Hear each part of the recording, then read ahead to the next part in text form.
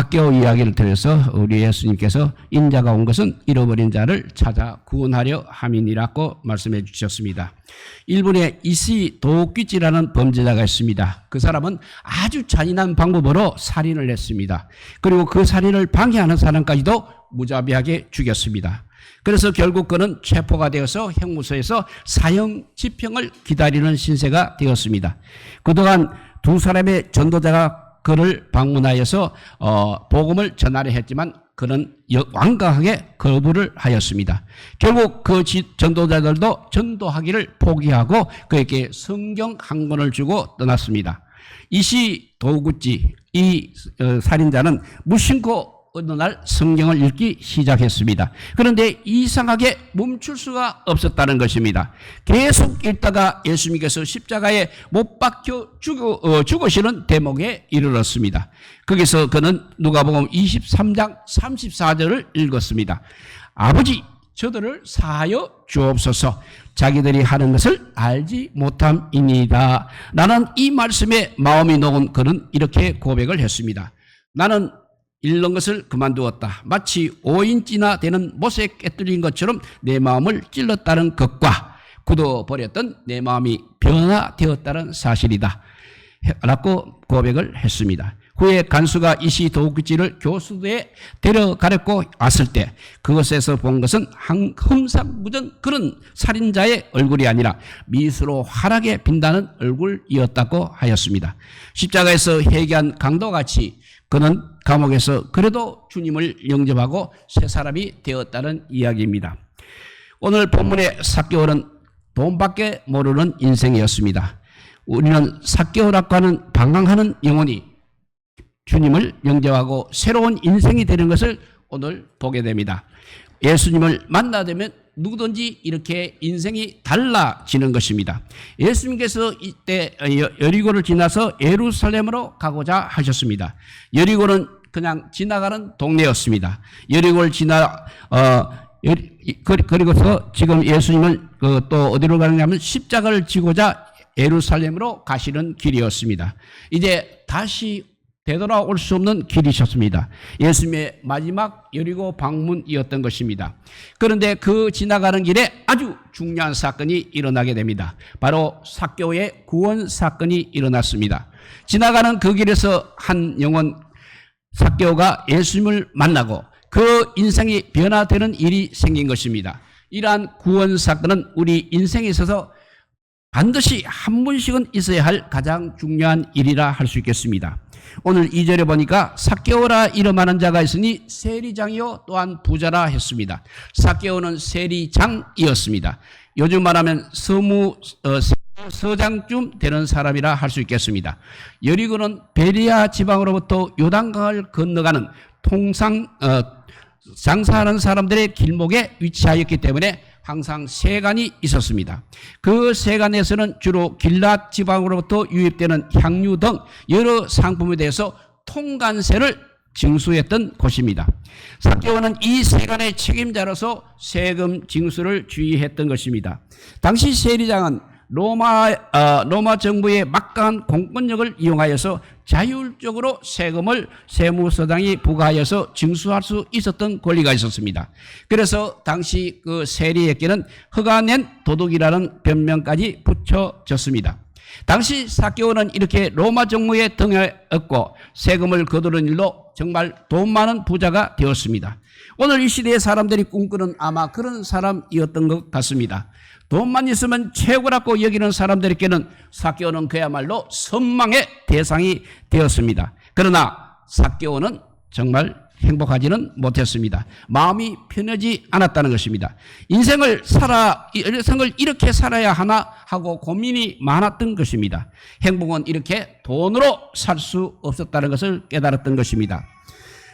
미국의 조지 투렛 박사님이 텍사스의 부유한 석유업자의 집에 초대를 받았습니다.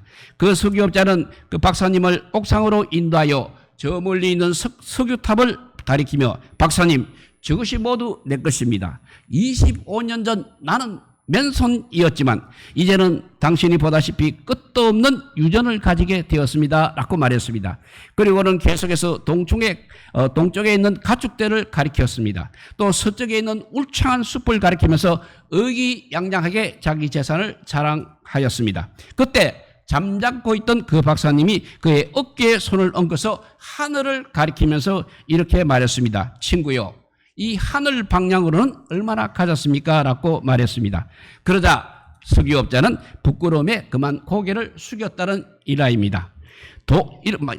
이 사람처럼 돈은 많았지만 삭개오 마음에는 채울 수 없는 허전함이 있었다는 것입니다. 그 영이 참된 안식을 누리지 못했기 때문인 것입니다. 사람은 영적인 존재입니다. 그렇기 때문에 눈에 보이는 어떤 물질이나 세상의 것만으로는 채울 수 없는 그 무엇이 있는 것입니다. 그런 삭개오에게 이제 예수님에 대한 소문이 들려왔습니다. 예수님께서는 맹인들이나 병든 사람들, 죄인들을 찾아오셔서 하나님의 말씀을 가르쳐 주신다는 것이었습니다. 그 소문을 듣고 삭개오는 예수님을 꼭 한번 만나고 싶은 열망이 생겼습니다. 이렇게 삭개오는 돈밖에 모르는 인생이었고 그래서 부족함이 없는 인생이었습니다. 그런데 어느 날 예수님께서 자기 동네를 지나가신다는 소식을 듣게 되었습니다. 삭개오는 그때 예수님을 만나고 싶어 하였습니다. 그래서 길거리로 예수님을 찾아 나섰습니다. 드디어 예수님 계신 곳에 도착을 하였습니다. 그런데 삭개오는 예수님을 볼 수가 없었습니다. 그것은 두 가지 이유 때문이었습니다. 그가 키가 작은 것 하나하고 사람들이 너무 많았기 때문입니다. 우리가 예수님을 만나려고 할 때 이렇게 똑하게 되는 것이 있다는 것을 우리는 알아야 하겠습니다. 어떤 방법으로든지 마귀는 예수님께 가는 것을 항상 막고 있고 방해하고 있습니다.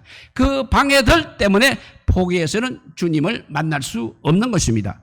무엇이 주님과의 관계를 가로막는지 파악하고 항상 지혜롭게 대처를 해야 하는 것입니다. 이런 예화가 있습니다. 1955년 50살이 넘은 나이에 흑인 최초로 뉴욕의 메트로폴리탄 오페라 하우스에서 수많은 관중을 열광시키며 감동적인 노래를 불렀던 여자 가수가 있었습니다. 마리아 앤더슨이라고 합니다. 공연이 성공적으로 끝난 후 한 기자가 이렇게 물었습니다.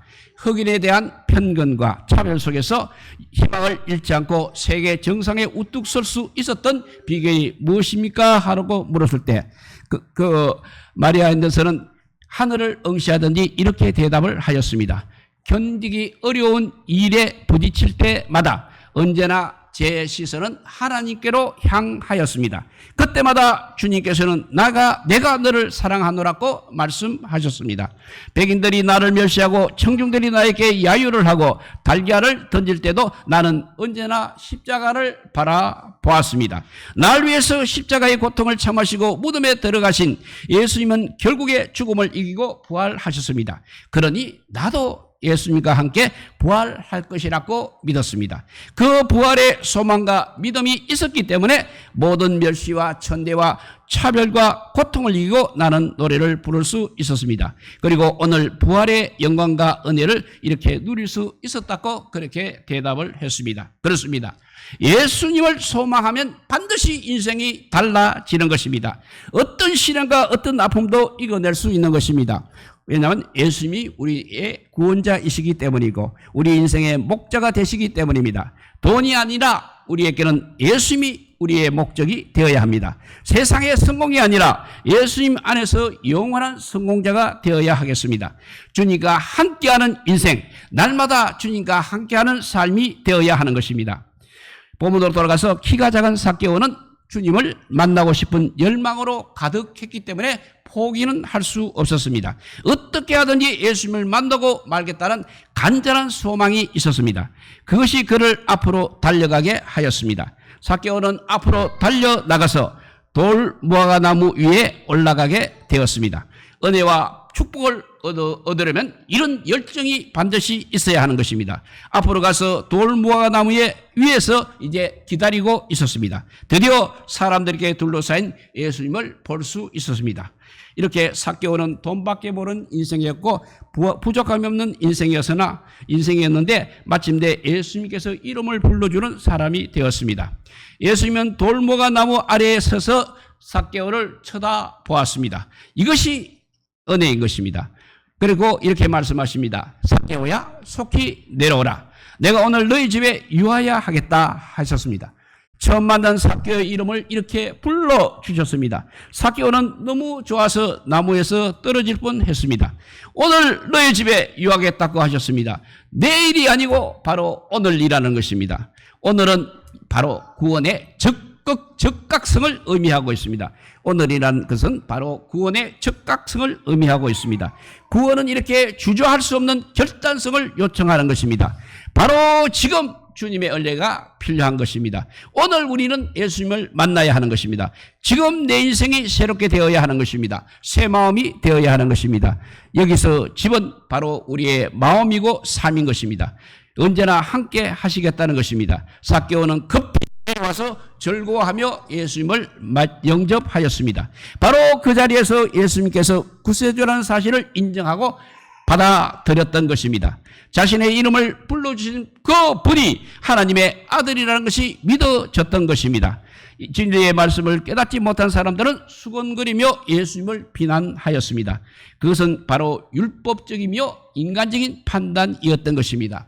유대인들이 볼 때는 삭개오는 심판받아 마땅한 그런 죄인이었습니다. 그런데 예수님께서 보실 때는 구원받아야 그리고 잃어버린 양이었던 것입니다. 인간의 생각과 하나님의 생각이 이렇게 차이가 난 것입니다.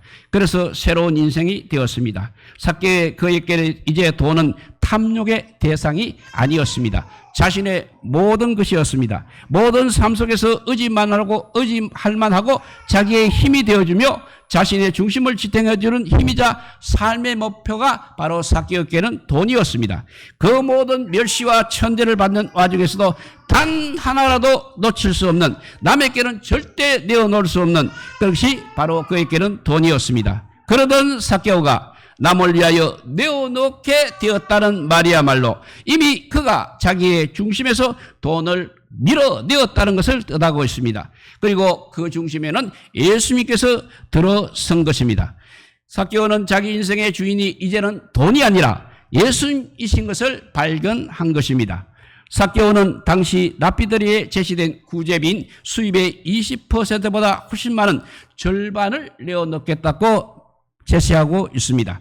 또한 삭개오는 속여 빼앗은 일이 있으면 4배를 돌려주겠다는 약속까지 하고 있습니다. 이 같은 삭개오의 행위는 자기 중심적인 삶을 전적으로 부정하고 이제는 방향을 새롭게 바꾸어 놓는 것입니다. 여기에 바로 회개의 참모습을 발견할 수 있게 되는 것입니다. 회개는 죄에 대한 참회나 죄에 대한 단순한 그런 고백에서 끝날 것이 아니라는 것입니다. 전격적으로 인생의 모든 삶의 방향을 바꾸는 실천적 행동을 동반해야 회개가 될 수 있는 것입니다. 어떻게 하면 영생을 얻겠느냐고 물었던 부자 청년과는 전혀 다른 모습을 보여주고 있는 것입니다. 부자 청년은 돈이 아까워서 예수님을 따르지 못했던 것을 우리가 기억합니다. 9절을 보면 예수께서 이르시되 오늘 구원이 이 집에 이르렀으니 이 사람도 아브라함의 자손임이로다 라고 예수님께서 말씀하셨습니다. 오늘 구원이 이 집에 이르렀다고 말씀하셨습니다. 조금 전까지만 해도 죄인으로 취급받았던 삭개오에게 이렇게 구원을 선언할 것은 당시 사람들에게는 그야말로 놀라운 사건이었습니다. 이 사람도 아브라함의 자손임이로다 라고 선언을 하셨습니다. 이것은 공동체로부터 소외되고 배타적인 대접을 받아온 삭개오를 이제는 공동체로 복귀를 시켜서 당당하게 한 행자로 살아가야 할 것임을 선언하고 있는 것입니다. 영적인 나병 환자에서 이제 치유를 받은 것이라 비유할 수 있겠습니다. 이런 대화가 있습니다. 입사시험에서 떨어진 어떤 청년이 직장을 구하기 위해서 다른 회사에서 시험을 치게 되었습니다. 시험날 걱정을 하면서 시험장에 들어갔습니다. 그런데 감사하게도 공부를 잘하는 친구가 바로 옆자리에서 같이 시험을 치는 것이었습니다. 너무 기쁜 청년은 친구의 답안지를 그냥 열심히 베꼈습니다. 그리고 이 청년은 거듭나기 전 사교였던 것입니다. 시험이 끝난 후 이 청년은 친구에게 시험을 잘 쳤느냐고 물어봤습니다. 시험 문제는 모두 10문제였습니다. 그 똑똑한 친구는 고개를 갸웃거리며 대답을 이렇게 했습니다. 한 문제 정도 틀렸다. 모르는 것이 나와서 한 문제 정도 틀렸다고 했습니다. 그런데 그 시험 베껴선 이 청년은 마음이 뿌듯해졌습니다. 그래도 90점이면 합격할 것 같았기 때문이었습니다. 이었고 성적 발표 날이 되었습니다. 친구와 이 청년은 둘 다 90점을 맞았습니다. 그리고 이 청년은 너무 행복했습니다. 그러나 합격자 명단을 보니까 친구는 합격이 되었고 이 청년은 떨어지고 말았습니다. 이 청년은 화가 나서 이제 회사에 가서 따져보았습니다. 여보시오, 왜 똑같이 90점을 맞았는데 누구는 붙여주고 누구는 떨어뜨리는 것입니까? 하니까 심사위원은 시험지를 비교해 보더니 이렇게 말했다고 합니다. 두 분 다 7번 문제가 틀렸습니다. 그런데 당신 친구는 잘 모르겠습니다 라고 썼고 당신은 저도 마찬가지입니다 라고 썼습니다. 그러니 떨어지는 것이 당연한 것 아니겠습니까? 라고 했다고 합니다. 이 청년은 아직 거듭나지 못한 사교인 것입니다. 우리 인생에서 가장 중요한 것은 무엇이냐면 예수님을 만나고 영원한 생명을 얻는 것이 바로 우리 인생에서 가장 중요한 일입니다. 바로 이 일을 위해서 예수님께서 이 땅에 오셨습니다. 그래서 마지막 10절입니다. 인자가 온 것은 잃어버린 자를 찾아 구원하려 함이니라 하셨습니다. 삭개오의 구원은 집 나간 탕자가 돌아오는 것과 같습니다. 잃어버린 자식을 찾는 아버지의 마음입니다. 이것은 또한 소외되고 비뚤어진 인생을 다시 공동체로 복귀시켜 당당하고 품위 있게 살아갈 수 있게 하는 것입니다. 나아가 이 말은 온갖 죄악과 허물로 말미암아 혼돈과 파멸로 향하는 인간들을 구해내사 영원한 하나님 나라로 인도하시는 것을 뜻하고 있습니다. 예수님을 만나게 되면 그 인생이 새로워지는 것입니다. 죄악의 무거운 짐에서 벗어나게 되는 것입니다. 죽음의 공포에서 자유하게 되는 것입니다. 참된 평안함을 얻게 되는 것입니다. 아직도 예수님을 인격적으로 만나지 못한 우리 주변의 인생들에게 주님은 수고하고 무거운 짐진 자들아 다 내게로 오라고 하신다는 것을 꼭 전하는 우리 모든 성도들이 되시기를 주님의 이름으로 축복드립니다. 기도하겠습니다. 사랑의 하나님 감사합니다. 이렇게 삭개오처럼 극적으로 인생이 바뀌는 우리 주변의 우리 가족과 이웃들이 이 5월 가정의 달에 아버지 우리가 만나게 하여 주시고 그들을 삭개오처럼 이렇게 마음 중심이 예수님으로 향하고 영원한 하느냐로 인도되는 기적 같은 역사들이 우리 주변에 일어나게 하여 주시기를 간절히 빌고 원하오며 이 모든 말씀 아무 공도 없으나 우리 구주 예수 그리스도 이름으로 기도드리옵나이다. 아멘. 찬송가 284자입니다. 오랫동안 모든 죄